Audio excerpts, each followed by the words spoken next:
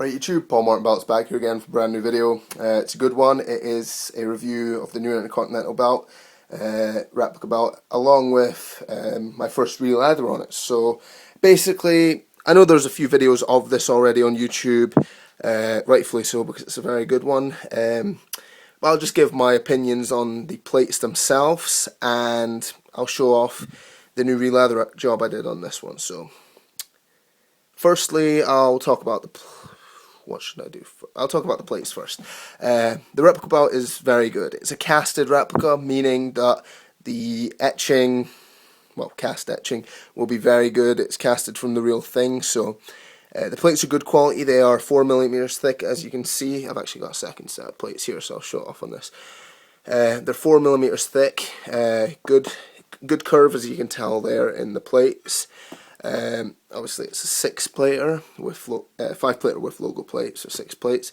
Comes with a gold tip as standard. Yeah, I can't tell, this one's in better light, so you can probably see the depth of the detail there. The stars is a good example, actually. You can see them coming away from the plate. The detail is very good. As all casted replicas are, all replicas now I believe are going to be casted, just like the spinner, the Andre belt, the AWA, new tag team, etc., UFC, TNA, etc. Good plates, can't complain about them. They're not completely solid, much like the spinner belt and Master Series. They are slightly hollow, so this is the back of them. As you can see, there's a little, don't know if you want to call it, just a lip of, it's about 1mm, just maybe less. So the plates aren't completely 4mm thick, but the appearance on the edge is 4 to 5mm thick, and that's what they're going for. All the side plates, the side plates actually have a deeper lip, if you want to call it, recessed area.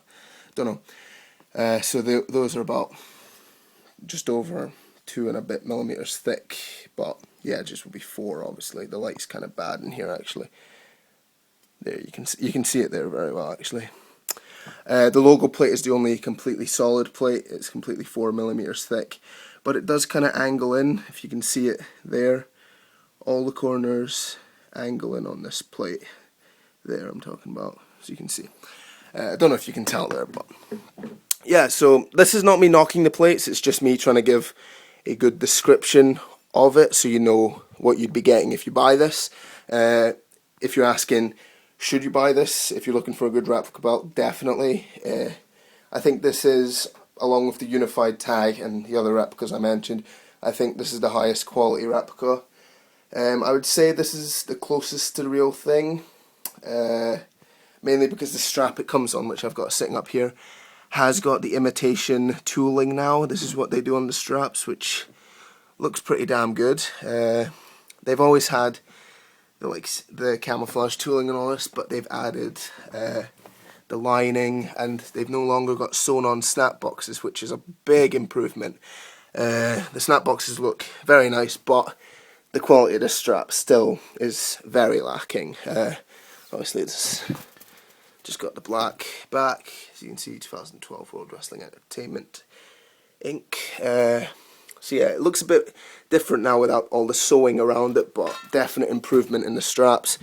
Just if the quality of them became better, but then I'd be out of business. So yeah, very nice belt, definitely recommend it. So yeah, now I'll go on to the real leather. This obviously is just another Intercontinental, identical.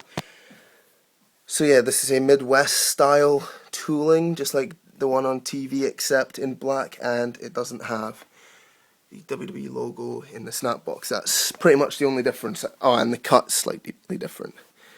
So if you can see here, this is actually one of my favourite real leathers I've done. I think it is one of my best.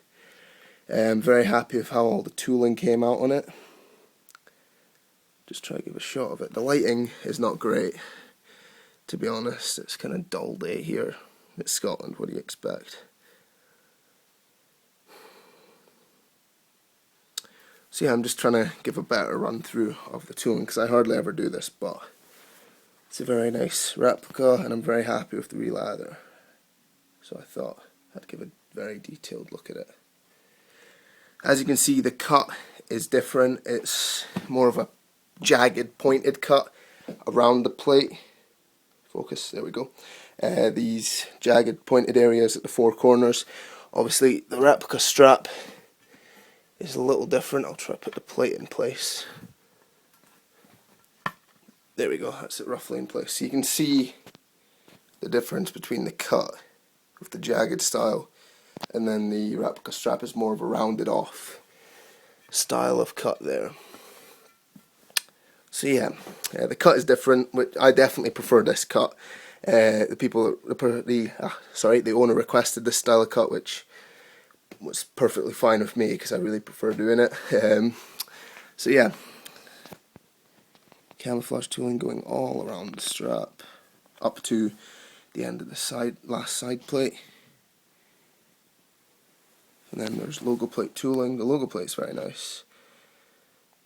The Intercontinental really stands out. You can just hear the etching depth there. With logo plate tooling, of course.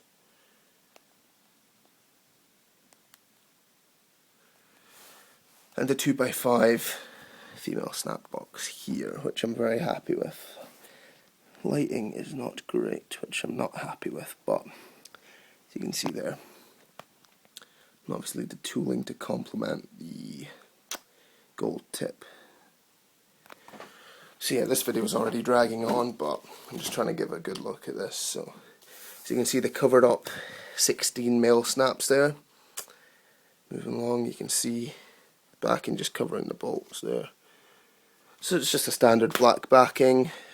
Strap's not broken in completely, but it's getting there. I don't normally break in the straps that I do, unless it's requested, because I know I don't.